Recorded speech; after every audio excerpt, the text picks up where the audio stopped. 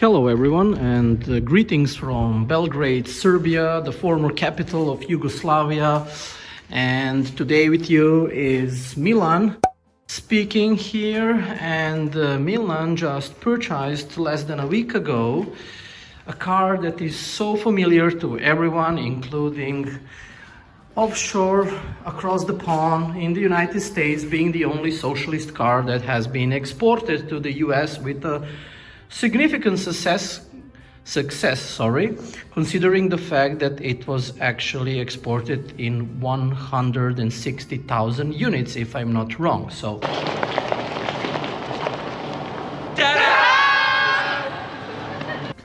today we are going to talk about this particular car that I bought on Monday. Today is Friday, and we are going to check out and to see what are some of the differences between the Yugos that have been exported into US. And this is pretty much the Euro spec model.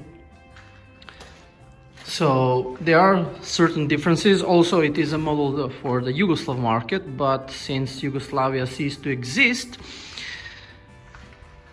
and Yugo continued to be produced, there are some markings that are slightly different, and I will like to refer to them first to make a few things a bit more clearer. So obviously you can see that there is no sign of Yugo aspect on the wheel, turning wheel, which pretty much remain the same, but there are certain things that are different than the GV Plus and GVX that have been exported to the US market.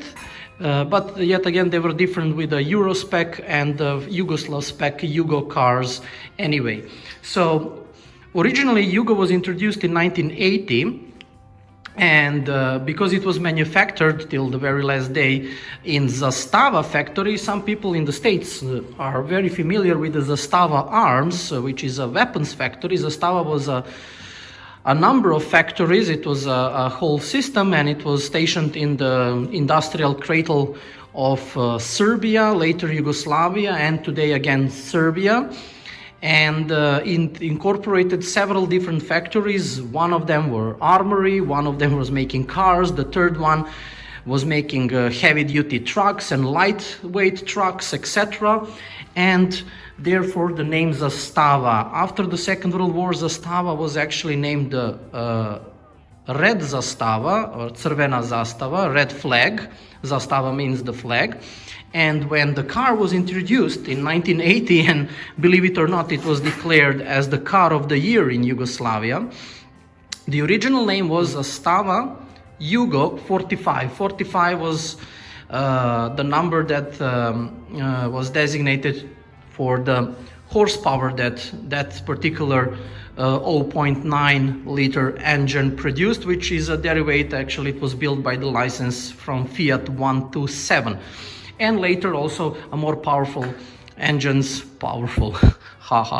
engines came for the Yugo cars, which is 1100 cc's and 1300 cc's engines, but they have been labeled like this a bit later model 1.1 liter and 1.3 liter engines. We'll talk a little bit more about these things, why the gas lid is off and some stripes are off. We are actually preparing the car. It's at my friend's, my good buddy Nenad, also known as Mr. Pirke, shop, and he was free today enough to call me and to tell me that today we can actually do some work on the car. I already did some preps, which I'm going to show you in a second, just to finish the explanation about the markings of the Yugo car. So it's Yugo, definitely. This Lego cube of a car that we all liked. It's kind of a car that says to everybody and to the whole world, love me or hate me. What kind of engines does a piece of shit have? Come on, step on it! Yugo, it's built for economy, not speed! Yes, these were very cheap and they were inexpensive, and people were literally buying them on checks. You go, you buy cigars, you go buy your groceries, and then you just stop by in your local dealership and buy one of these. So The beloved Beetle, once the lowest priced car in America, dependable, basic transportation, but homely. Then it went away, leaving an emptiness in the hearts of America. Now Blossom introduces the Yugo, lowest priced, dependable transportation. All we've said about the Beetle is true for the Yugo, but it isn't homely. The Yugo, at $39.90, it's the road back to sanity, and it's yours exclusively from Blossom Chevrolet, 1800 North Shadeland. So pretty much it was like that. They were everywhere. They were produced in large numbers. In total, slightly less than 1 million was made.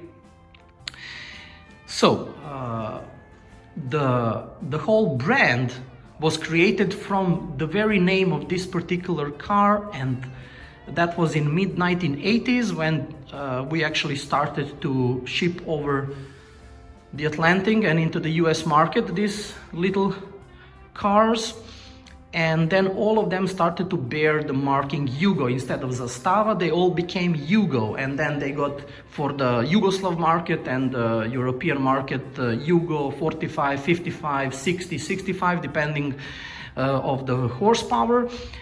In United States it was different. It was Yugo GV, GV Plus, or GVX with bigger bumpers, side skirts, alloy rims, which I, by the way, bought original for Yugo car, 13-inch. They came this morning. They need a little bit of restoration, but nothing serious. But I think they will be just a perfect match for this car of mine. And pretty much Yugo name remained until the early 2000s, and then when Yugoslavia officially ceased to exist on paper, it was just no sense anymore, unfortunately, to keep the old name Yugo for all the models. So they just did something very simple. They went back to the original designated name, and that's how we came to this. So Zastava instead of Yugo, because that's the same factory. Actually, it never left the location in that sense. By the way, this is 2002 model year, so it's relatively new. It's 18 years old, but we actually continue producing them till 2008, believe it or not. And this is something that maybe some of the folks from the States or some other countries and which have heard about the Yugo anyway, maybe didn't know. Yes, the production went very long, and there are very simple reasons for it. Actually, before the most unfortunate civil war, and I will not go into politics, I will not go into those times. Pretty much everybody was just trying to forget that, because it was the most stupid thing that happened to the whole region and all the former Yugoslav republics. The idea was already in the mid-1990s, I think 1995, maybe I'm wrong, but somewhere around that time, to change the car altogether. So the new Yugo model was under preparation, but that never happened, and the reason is very simple. The war started. The export to the US was almost impossible, because the parts that have been made for the car were made all across the country. So a lot of interior parts, plastics, were made in Croatia. The lights, the headlights were made in Slovenia. The engine was made in Belgrade, here in my hometown, in the DMB factory that was producing all the engines for Zastava vehicles, Zastava cars, etc. So everything was connected, and as the country was starting to fall apart, of course, the parts that were necessary to assemble a car were not there. It was impossible. It was war. So the production was diminished. It was limited. The factory managed to find some new cooperants where it will going to take parts for them, so certain things have been changed, but essentially they managed to pull it off in a way just to keep on with the production with this particular car. Then something very horrible happened. Our country was bombed by NATO in 1999.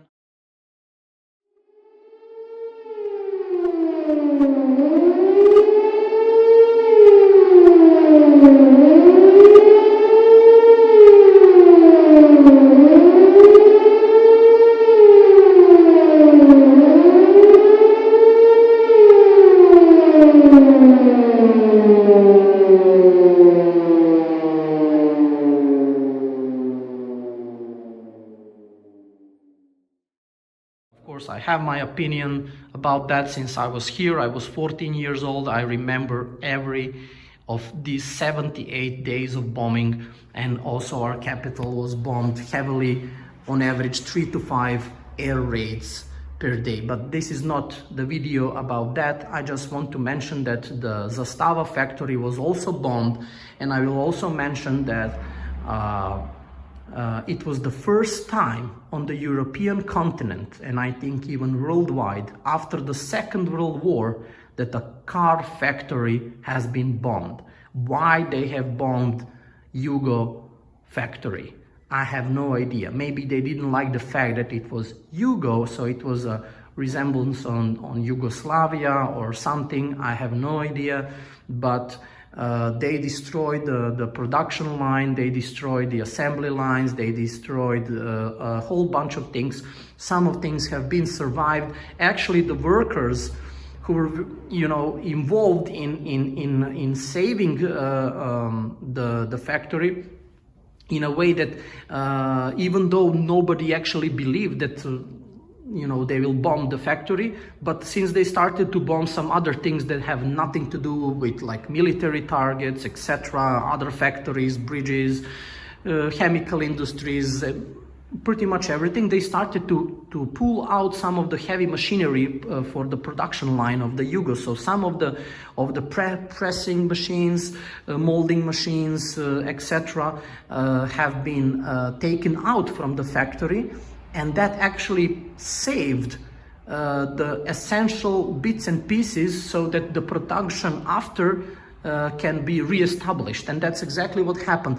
Just because of the need and the understanding of the workers that they need to save their home, because this was the home out of home. When you go out to work, the factory for those 8-hour shifts, that's your home. It brings bread on the table. It keeps people busy. It keeps the things running, even though very slow and maybe inefficient, but still it's running.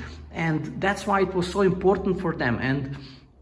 And after the bombing, very soon, I think within 6 months, the production was re-established.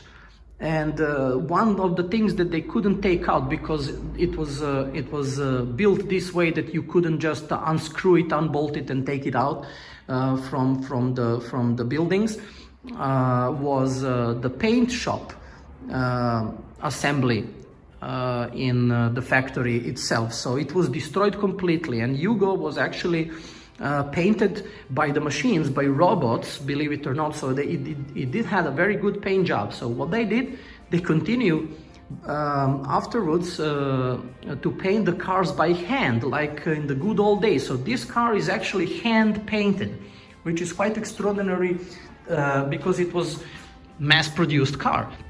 After the factory floors were pretty much destroyed, and many of the machines were gone, and there was no money to buy the new ones, they simply called back some of the older workers to teach the younger workers for the paint shop to learn how actually the good old hand painting jobs are properly done, the way they have been done many decades and years, pretty much in the entire automotive history. Nobody is doing that today except of maybe a few factories, but even in Ferrari they have machines, they have robots who are doing most of the paint jobs. So in that case we can say that later Yugo models are quite unique because they are hand painted. And this is Pirke now coming, closing the door. Say hello to the world. He doesn't like to speak, he likes to work, and that's why we are here. So anyway, the production stopped in 2008, and this particular model is 2002. It has a very special story to it, which I will pretty much say in the next video. So this was just a quick introduction into this particular car and a little bit of history of Yugo, but the next video will be about the reparation and what we are doing to it, and what this particular car is all about. So, in spite of all the things that happened to him throughout his life, this tough little car endured, and he's still very much around.